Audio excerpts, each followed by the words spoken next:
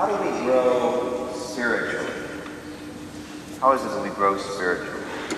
You know, for as long as I can remember, I've always wanted to be a priest. There's never a time in my mind where, like other kids, I want to be a fireman or police officer or something like that. I always wanted to be a priest. And in fact, even at Halloween, other kids would be zombies or monsters or whatever else, and my mother would be dyeing shirts in black and sewing the collar together so that I could put a little white piece of cardboard in there. And I would be a priest. I can't imagine what people thought when I came trick-or-treating and I was dressed like a priest, you know, whether I was evangelizing or doing the third collection or what I was doing. In any case, I remember even taking bread, and I would flatten it out and turn glasses upside down, cut out the little circles, and even leave them out a little while so they turned stale, so they'd be nice and brittle when I would break it. For a ciborium, I had a little cup, and inside that cup I had one of those legs pantyhose containers. You know, they used to come in the egg. And it was like a ciborium. I just click off the top, just like they did at church. I had a monstrance of my own, but I couldn't put a real piece of bread in there because it would get moldy. So I took a piece of white styrofoam and cut it out in that shape, and that was my monstrance. That I was so devoted, I remember getting up early in the morning before I had to go to school, and I would celebrate Mass for my stuffed animals all gathered on the bed. And they just sat there. They never moved. They were very attentive, and I would probably go on and on if I didn't have to go to school. And so this became such a part of my life that there was never any question really what I was going to do. And we had good priests in my parish. I remember them all very lovingly and very vividly the things that they did. The pastor for most of my time there was Father Geiger. And Father Geiger was always in the school. And we knew he was in the school because we could smell his cigar. Those were the days, okay? He would walk through the halls of the school and he had that cigar with him and you could smell it. But when we smelled that smell, all of a sudden our hearts leaped. We were just anticipating maybe he'll come in our classroom. It was so wonderful, and we actually enjoyed coming to Mass because he'd use toys, he would use puppets, whatever he could to get our attention. And we remember very many of those homilies. That when he wasn't seen in the school teaching or just hanging out, he was wearing overalls and actually fixing up the church and fixing up the rectory and doing all sorts of things around the area. Just a very loving, fatherly kind of priest. Father Crotty, which was another priest there at the time, not necessarily anything exceptional about him, but he was very faithful. We all liked him because as Father Crotty, his name sounded like a martial arts kind of form, you know, and that was enough to attract us to him. Father McDonald, who was pathologically late to everything. Mass would always start 10 minutes late. It was a given. You could always get there late because you knew you'd be there on time, really. And he just preached forever. I mean, he wasn't necessarily a bad preacher, but he just didn't know when to bring it back home, if you know what I mean. And so he had that reputation. I remember being in high school, and I was, you know, kids start to rebel against the faith, and they don't want to be Catholic, and they don't agree with all the things the church teaches. It's pretty standard at that period in time, except for me and a few of us others who went to Mass. In fact, kids would call us on Sunday to find out what the homily was about, so that when they told their parents they went to Mass and they quizzed them, they would know. And I feel bad about that, but that was a long time ago. But we were faithful, and so I thought at one point, I thought, you know what? I got to rebel about something here. So I went to confession of Father McDonald. And I said, I don't know if I believe everything that's in the creed here, and I don't know if I believe everything that the church teaches. And in his Brooklyn brogue, he said, you're full of baloney. Get out of here. You do believe all that stuff, all right? Don't try to be like these other kids. You're not like those other kids. Don't try to be that way. And I did go to confession to him again like 5 years later. I waited a little while. But he was very good like that. No nonsense. And we could tell that they really, really loved us. And so when I think about the priesthood, when I thought about the priesthood, I can honestly say to you, after over 9 years of priest, there's some things that I could never have expected I would do. And there are other things that I never could have anticipated I would do. So it's at both ends of the spectrum. And when I look at it, I think truly about our mission when we're baptized is priest, prophet, and king. And when we are ordained priests, we are ordained as priest, prophet, and king, really. We have all those roles. And just to mention as an aside, today is the anniversary of the installation of Bishop McFadden. So this would have been 3 years for him. So we pray for him in a special way.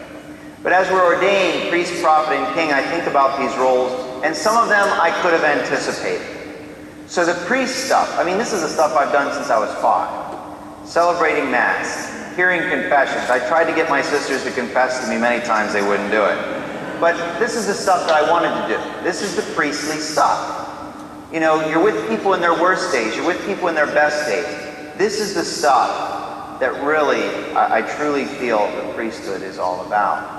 And so my expectations as far as that far exceeded anything I could have anticipated for the priesthood. And it's been glorious. The second role is a little more difficult. As prophet, and we hear from the prophet Jeremiah today, I think Jeremiah and I could have been good friends probably for about 5 minutes. Because he always seems to be vacillating between, oh, God is forgiving you and God is going to destroy you. And the thing about being a prophet is you have to tell people things that they do not want to hear. And so as a priest, I have discovered in my time that people love you and they will do anything for you until you tell them they're wrong, or until you tell them something they don't want to hear. And then all of a sudden you're the devil, you know? And so that's the job of the prophet. And that's a hard thing. When I was in the seminary, and even before then, I thought, one day I'm going to preach and people will want to hear what I'm saying. And they will welcome what I'm saying, and they will love it. And sometimes, I'd say half and half. Most of the time that's true, but the other half of the time it's not. Anytime we tell people what they do not want to hear. I mean, think about your own children. We know what's best for our children. They don't get it all the time.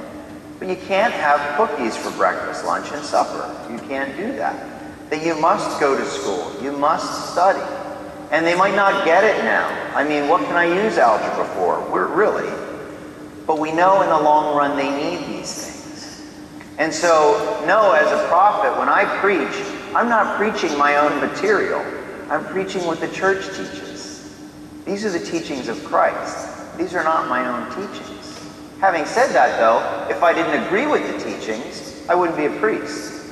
Because I'm very cut and dry that way. I have to convince the old man and myself first. And so if you look at all the prophets, many of them will come to God at some point and say, "Cursed the day I was born. Why do you do this to me?"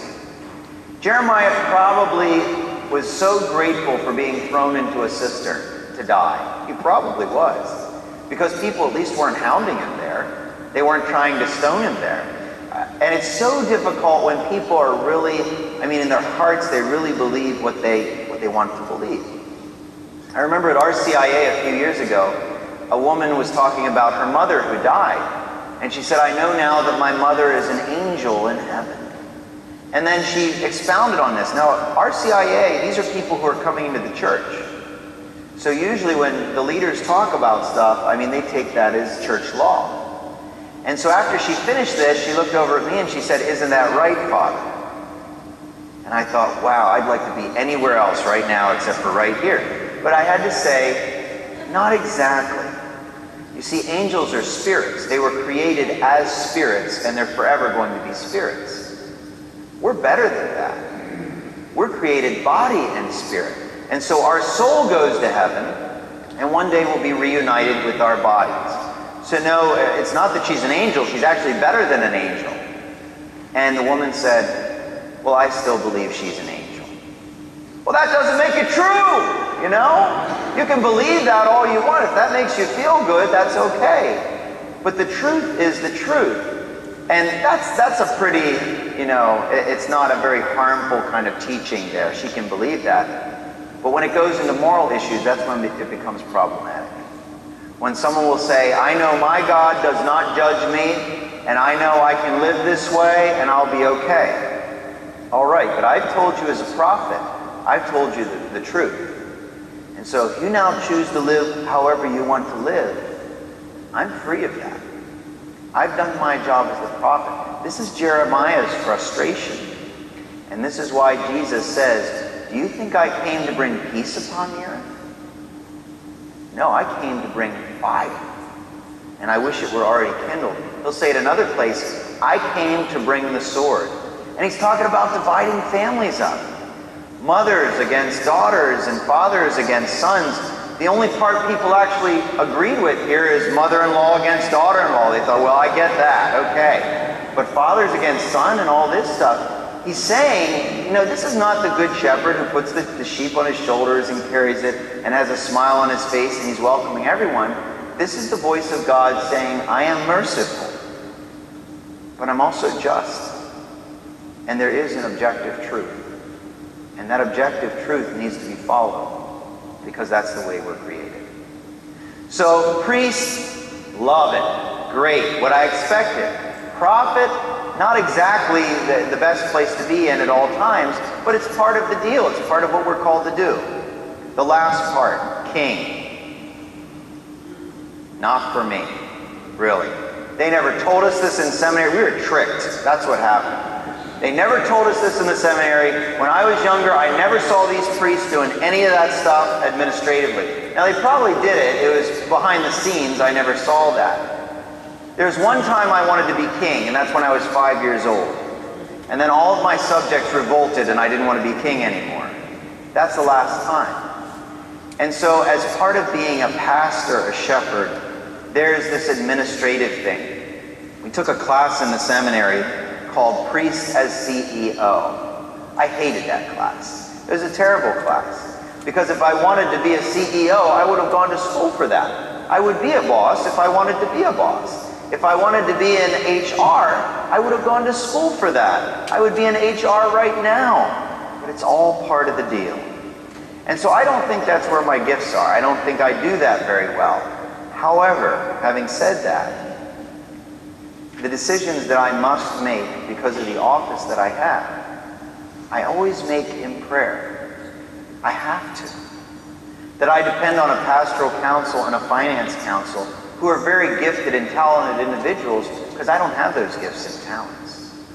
And so the Lord does provide us with what we need for the office that is entrusted to us. And so priest, prophet, and king is how I was ordained. Priest, prophet, and king is how I was baptized. And priest, prophet, and king is how you were baptized as well. And so what does this mean for you? Well, please don't take this as sounding sexist. But I will say this. If you are in a family with a father, that the father of that family really needs to be the priest, prophet, and king in that family. And what that means is the father needs to bring the family to Mass. The father needs to lead the family in prayer. Now, this is not just coming from me. Statistically, and these are secular statistics, the father that leads their family in the faith has a family that is faithful. At least until the kids get older. Maybe they fall away, but they always have that foundation there. And so I know that there are some men in this parish who are fathers, and they're not Catholic. And the irony is I see them come to Mass with their family every week. They're not Catholic. That sometimes their family doesn't even come and they come. They're not Catholic. And so as the priest, they need to be the leader in their family in the ways of the faith. As a prophet, they need to be the one who lives that life of faith.